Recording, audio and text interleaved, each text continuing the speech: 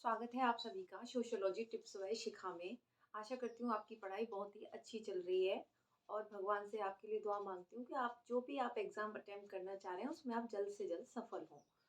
तो आज का टॉपिक स्टार्ट करते हैं। देखिए, आज का टॉपिक जो है वो आपका सोशल रिसर्च से रिलेटेड है, जिसमें हम सामाजिक अनुसंधान, समाज में कोई भी समस्या पे हम अनुसंधान करना चाहते हैं उसको सामाजिक अनुसंधान बोला जाता है। तो उसी में एक टॉपिक आता है आपका वैज्ञानिक पद्धति। वैज्ञानिक पद्धति से पहले हमें ये समझना होगा कि विज्ञान क्या होता है। विज्ञान, देखिए, ज़्यादातर क्या होता है कि हम विज्ञान से जो अर्थ लगाते हैं कि साइंस क्या होता है। साइंस हम मानते हैं जैसे फिजिक्स, केमिस्ट्री और बायो, ये सब जो सब्जेक्ट्स होते हैं वो साइंस के अंतर्गत आते हैं, यानी वही विज्ञान है। पर देखा जाए तो हमारा जो समाजशास्त्र विषय है वो भी एक विज्ञान है, क्योंकि समाजशास्त्र के अंतर्गत भी जिन समस्याओं का अध्ययन किया जाता है, जितनी भी सामाजिक समस्याओं का अध्ययन किया जाता है, उनका जो आधार होता है वो भी वैज्ञानिक पद्धति होता है। ठीक है?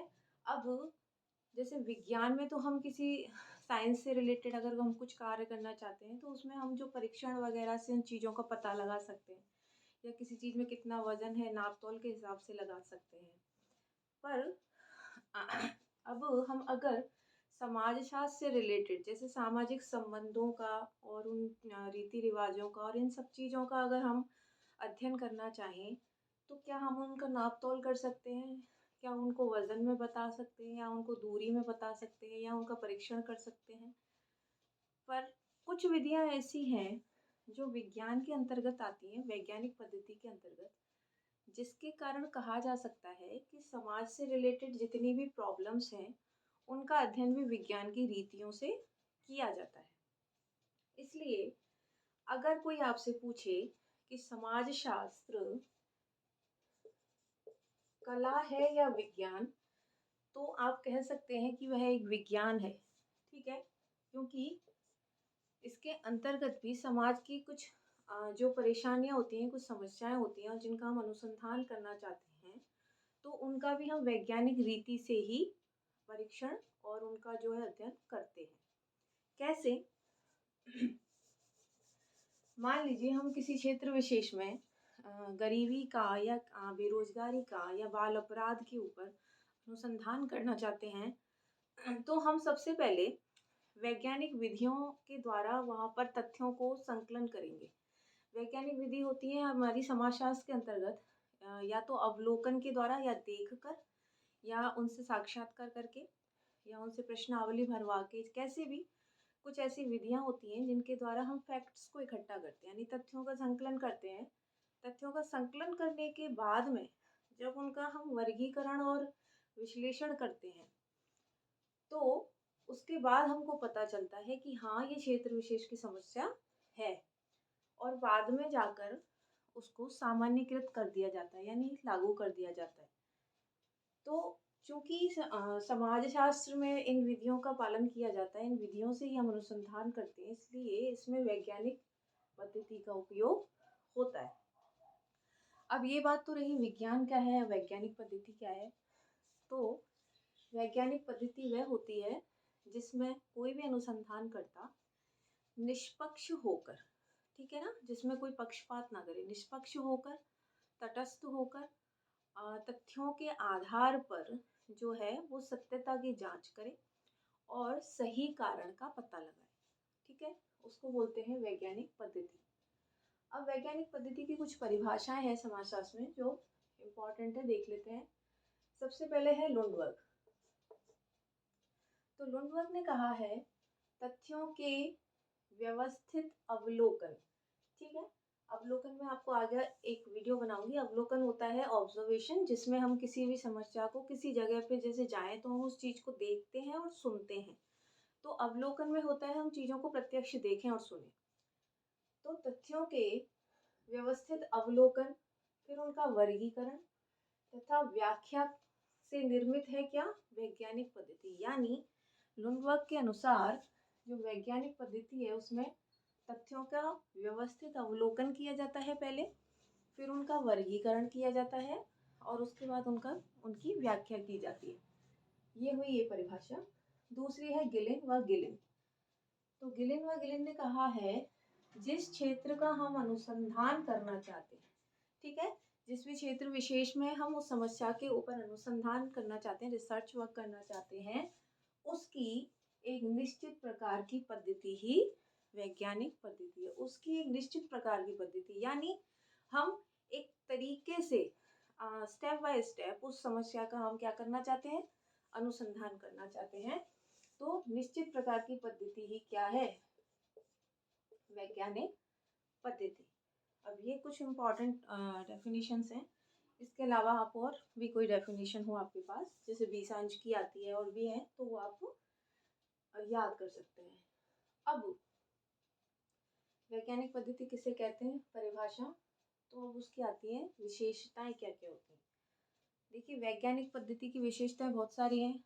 आप समझने के बाद इस कंसेप्ट को अपने आप लिख सकते हैं, क्योंकि इसमें व्यक्ति निष्पक्ष तटस्थ होकर काम करता है तो बहुत ही अच्छे रिजल्ट्स आते हैं, और जो है सही चीज़ों का पता चल जाता है हमको किसी पक्षपात के बिना, और उस अनुसंधान के द्वारा उस समस्या का सही कारणों का पता चल जाता है, और सिद्धांतों का निर्माण करते हैं, ये सब कुछ। तो देख लेते हैं। सबसे पहले है ज्ञान का आधार। कौन सा, वैज्ञानिक पद्धति। ज्ञान का आधार ही वैज्ञानिक पद्धति है। तो ज्ञान का आधार ही वैज्ञानिक पद्धति है।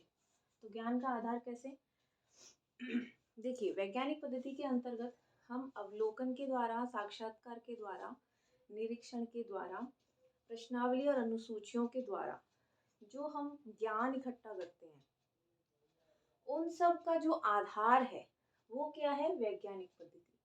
उन सब का आधार वैज्ञानिक पद्धति, यानी वो जो चीज है, हम किसी समस्या का पता लगाना चाह रहे हैं, कोई सी भी विधि अपना लो, पर उन सब का आधार वैज्ञानिक रीति ही रहेगी, यानी वैज्ञानिक पद्धति रहेगी। आधार कौन क्या रहेगा, वैज्ञानिक पद्धति, क्योंकि उसमें स्टेप बाय स्टेप हम हर चीज को हल करते हुए चलते हैं।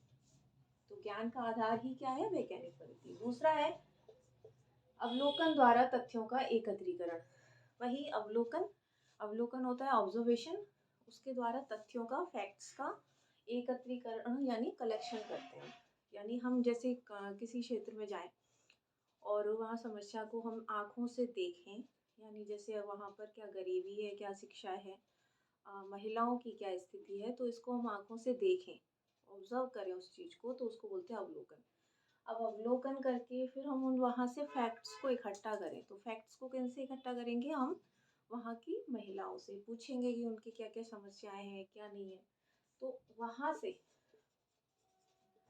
फैक्ट्स को हम क्या करेंगे, इकट्ठा करेंगे। तो किसके अंतर्गत होता है, वो होता है वैज्ञानिक पद्धति के अंतर्गत। थर्ड है तथ्यों का वर्गीकरण और विश्लेषण। वैज्ञानिक पद्धति के अंतर्गत तथ्यों का वर्गीकरण होता है और विश्लेषण होता है। पहले हम तथ्यों का एकत्रीकरण कर लिया, उनको हम रैंडमली जैसे भी है ले आए एकत्रीकरण करके, उसके बाद फिर हम उनका वर्गीकरण करते हैं कि किसी ने क्या जवाब दिया, किसने क्या दिया, तो इतने इतने लोगों ने कहा, तो वर्गीकरण हो जाएगा। उसके बाद फिर हम उनको विश्लेषण करेंगे कि हाँ, कि इस क्षेत्र में ये वाली जो समस्या है वो इस वजह से है, ये सब विश्लेषण लास्ट में पूरा लिखा जाता है। नेक्स्ट पॉइंट है क्या है का उल्लेख। वैज्ञानिक पद्धति के अंतर्गत क्या है का उल्लेख कहा जाता है, किया जाता है। क्या है मतलब, जैसे किसी जगह पे जो संयुक्त परिवार है, परिवारों की जो वो है स्थिति, उसको अगर हम देखें तो वो कैसे हैं, क्यों हैं, इन सब का हम वैज्ञानिक पद्धति जो है वो विश्लेषण नहीं करती, वो सिर्फ चीज जैसे है उसका वैसे की वैसे विश्लेषण करती है, ठीक है ना। सच में जो स्थिति है, जो सिचुएशन है, उसका एज इट इज व्याख्या कौन करती है, वैज्ञानिक पद्धति। तो क्या है वो चीज, असल में क्या है वो समस्या, असल में क्या है, वास्तविक रूप में क्या है का उल्लेख किसके अंतर्गत किया जाता है, वैज्ञानिक पद्धति। वैज्ञानिक पद्धति क्योंकि क्या होना चाहिए, कैसे होना चाहिए का विवरण नहीं देती, क्योंकि वैज्ञानिक पद्धति का ये काम नहीं है। वो सिर्फ फैक्ट्स के आधार पर और स्थिति को देखकर ये बताती है कि हाँ, ये समस्या ये है, क्या है।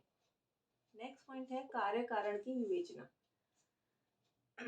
कार्य कारण की विवेचना होती है, जैसे हम किसी समस्या को देख रहे हैं तो हम पता लगाएंगे अनुसंधान के द्वारा कि इसके पीछे क्या कारण है, क्या प्रभाव है और कैसे ये चीज़ जो है समस्या चल रही है।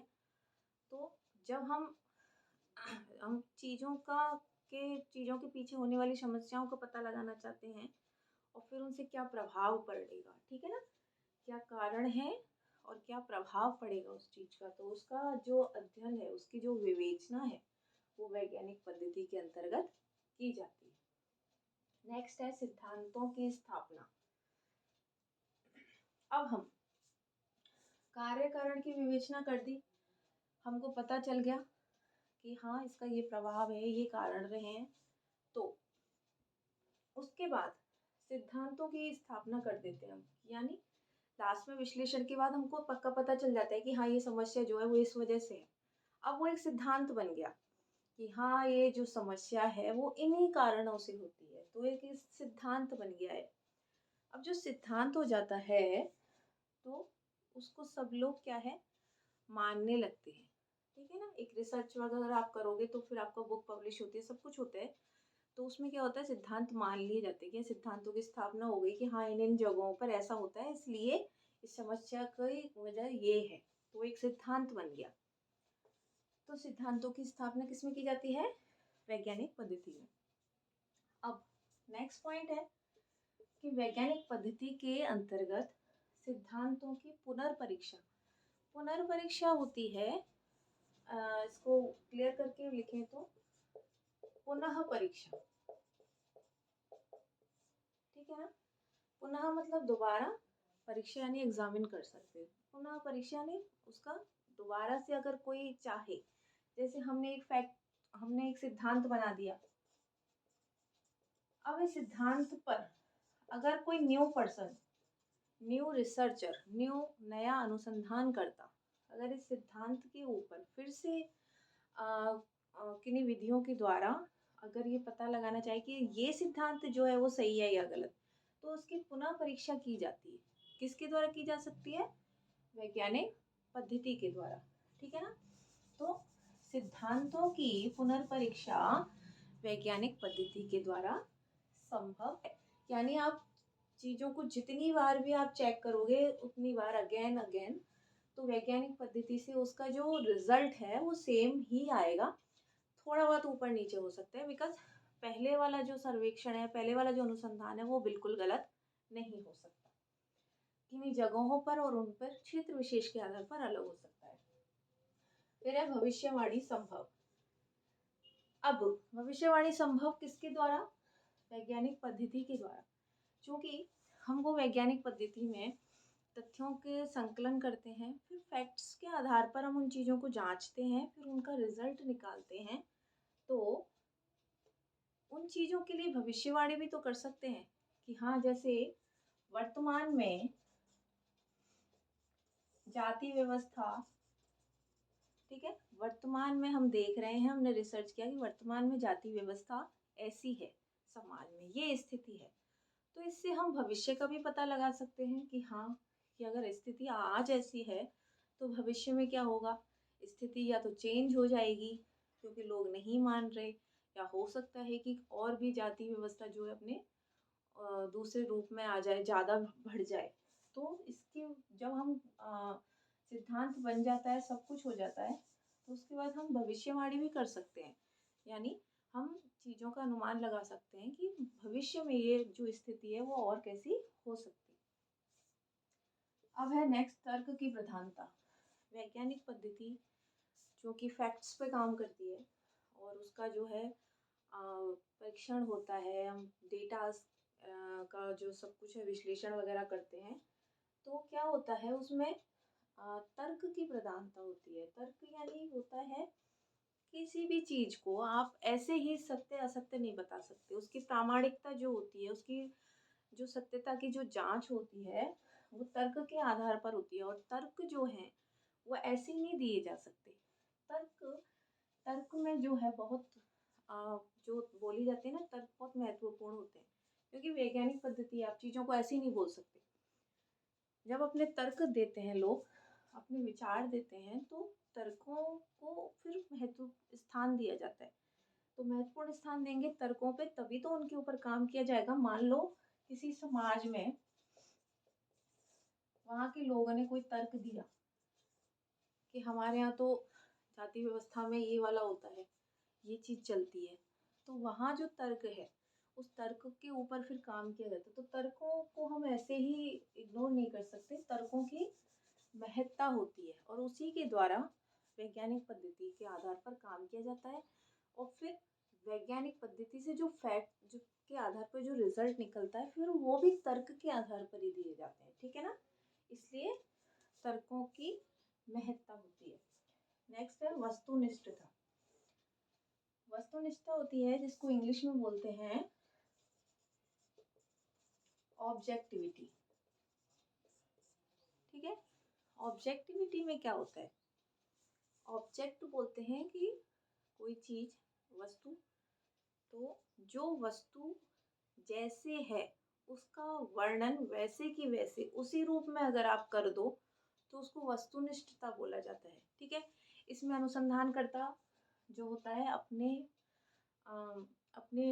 विचारों को, अपने भावों को नहीं जोड़ सकता। अगर किसी अनुसंधान क्षेत्र से उसको लगे कि नहीं मैं इसमें ये ऐड कर देता हूँ अपनी तरफ से, तो वो नहीं कर सकता क्योंकि वैज्ञानिक पद्धति से कार्य कर रहा है वो, ठीक है ना। तो वस्तुनिष्ठता के आधार पर काम होता है इसमें। जो वस्तु जैसे है, जो समस्या जैसे है उसका वैसे की वैसे वर्णन करना, व्याख्या करना, उल्लेख करना वस्तुनिष्ठता कहलाती है। नेक्स्ट पॉइंट, लास्ट पॉइंट है सभी शाखाओं में समानता।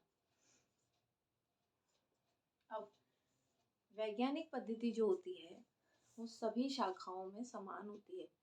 चाहे आप किसी भी क्षेत्र विशेष में, किसी भी शाखा में आप इस पद्धति को यूज कर लो, वो होती समान ही है। यानी वैज्ञानिक पद्धति में जिस रीति से, जिस चरणों के आधार पर काम किया जाता है, उन चरणों के आधार पर ही सभी क्षेत्रों में काम होता है। यानी कि वैज्ञानिक पद्धति एक ऐसी पद्धति है, उसका आर्थिक क्षेत्र में करो, चाहे सामाजिक क्षेत्र में करो, चाहे चाहे भौतिक क्षेत्र में, चाहे विज्ञान के किसी भी क्षेत्र विशेष में, या कहाँ भी कहीं भी आप काम करो, अगर इस पद्धति से कर रहे हो तो वो समान ही होगी। इसलिए बोला है कि सभी शाखाओं में समानता पाई जाती है। इसमें वैज्ञानिक पद्धति में आप किसी भी क्षेत्र विशेष में काम करोगे, अगर आप वैज्ञानिक पद्धति को अपना रहे हैं तो इसमें समानता पाई जाएगी। तो ये है वैज्ञानिक पद्धति किसे कहते हैं और इसकी कुछ विशेषताएं। देखिए टॉपिक थोड़ा सा समझने में टिपिकल है क्योंकि ये सोशल रिसर्च से रिलेटेड है और सोशल रिसर्च अपने आप में थोड़ा समझने वाला टॉपिक हो जाता है। सोशल रिसर्च में काफ़ी चीज़ें आती हैं क्योंकि रिसर्च वर्क जो ऐसी चीज़ है जिसकी लैंग्वेज ही बहुत साइंटिफिक होती है। तो अगर आप इजी वे में इसको एक बार रिवाइज करेंगे, समझेंगे, तो आपको पूरा समझ में आ जाएगा। तो आशा करती हूँ आपको ये आज का जो टॉपिक समझ में आया होगा। इसका जो अगला वीडियो होगा उसमें हम वैज्ञानिक पद्धति के चरण समझेंगे, ठीक है। यानी कि अगर हम वैज्ञानिक पद्धति से अनुसंधान कर रहे हैं, कुछ भी कर रहे हैं, तो हम उसको कितने स्टेप्स में पूरा करेंगे, कितने चरणों में वैज्ञानिक पद्धति के द्वारा अनुसंधान वर्क किया जाता है, ठीक है। तो इसी तरह वीडियो देखते रहिए, लाइक और सब्सक्राइब करते रहिए। आज के लिए बस इतना ही। Thank you.